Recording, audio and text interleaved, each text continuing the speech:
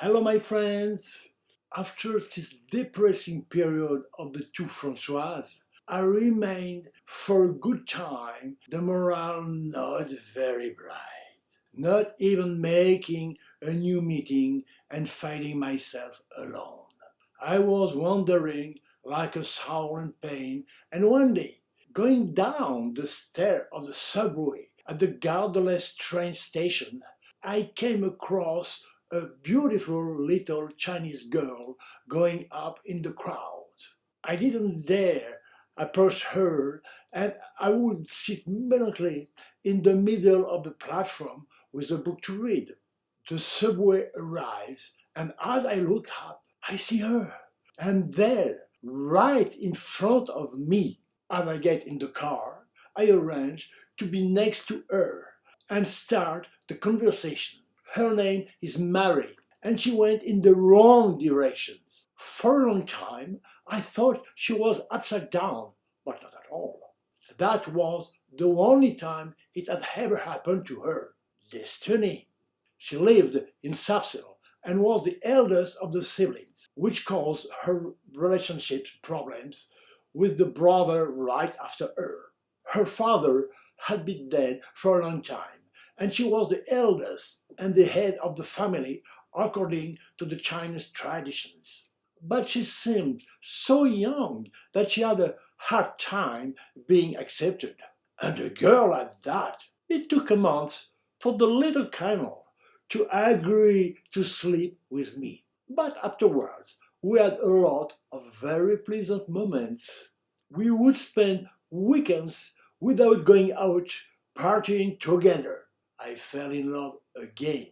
She was adorable and naughty, my very pretty Mary, with 1,000 faces that I had taken picture of. She was my little wild fairy. When she wasn't wearing makeup and we walked down the street, people look at me in a curious way because she looked so childish. One day we enter a haberdashery run by an old lady who starts talking to her like a little child, asking her how things were going at school. Mary played the game for a while, but when she asked the lady if she had got bells, you should have seen the look of her face. In 1980s, we went on vacation for 5 weeks in a Volkswagen Combi converter into a camper van that I had bought from a friend. The interest of this vehicle was that it didn't look like a camping car, which allowed us to park wherever we liked. We crisscrossed the French Riviera. She was having fun like a little crazy and liked to shock people. In the Estrel, on beaches with few people, we started to practice nudism, of which I am not normally as a fan, in areas not intended for this purpose. It was already shocking for some, but since she had shaved her genitals, I looked like a pedophile when she was 22 or 23 years old. She was pretty fearful, especially when we were parked near a cemetery. But the holidays went, well, without any problems, and we went home.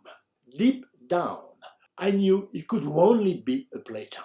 She wasn't sociable and didn't like to go out, like many Asians I met, which was a handicap when you need to make yourself known. Moreover, she was not at all interested in artistic creation and only aspired to have an ordinary family life with children, which was not at all my case. Her relationship still lasted 4 years and ended slowly, amicably. Her mother had bought an old grocery store in Lyon, and Mary asked me to come and help her build a restaurant. I went there. I made a plan, broke the art decor, laid 100 square meters of tiles, something I'd never done before. I finished the decor by designing a logo with the name I had suggested, Shanghai Express. I even helped them to design the menu from the dishes that her mother had made me taste at Sarcelles, and that she thought she was not loved by the French, who, on the contrary, appreciated it. Sometimes, after the opening, there was even a very laudatory article in a cooking magazine which gave me great pleasure. It was my farewell gift, as it was for Françoise, whom I had helped to transform her studio. The restaurant was doing well for the neighborhood, but the street name in the 6th district of Lyon was not busy enough, and she had to close the restaurant after a few months. She was kind enough to bring me back the large logo that I had designed and hung in my studio behind me. We had a great time without ever being upset. Since we didn't see each other every day, I had free time for other adventures, and I made other exotic encounters with Vietnamese, Cambodian, Chinese, Japanese, African women. This relationship did not last more than a few weeks, but were very pleasant. A very curious thing I just noticed. My mother, the first woman I knew, was called Annie, but her real name was Anne-Marie. Then there was my recreation with Marie, the Chinese from Vietnam. And the last woman I had sex with was a Vietnamese woman named Marie-Anne, whom I had known long before and who came to find me after years. The first sentence she said to me when I opened my door, "Oh, you look old," was sometimes my life at Anne-Marie, Mary, Mary-Anne. When we remember that Jesus' mother's name was Mary and his aunt's Anne, we can still see the mark of destiny. Artistically, I always yearned for a certain notoriety, which was essential to be able to sell my paintings at satisfactory price.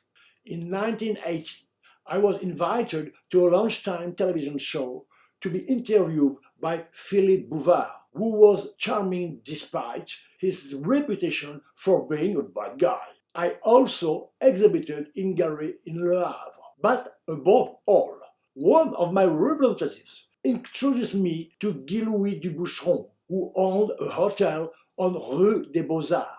He was locomotive of the old Paris and lived in a large apartment on Place Vendôme. He was going to open a chic restaurant just a stone's throw from the Champs-Élysées, and we agreed to organize a presentation of my animated electronic paintings with music throughout the restaurant on the occasion of the launch.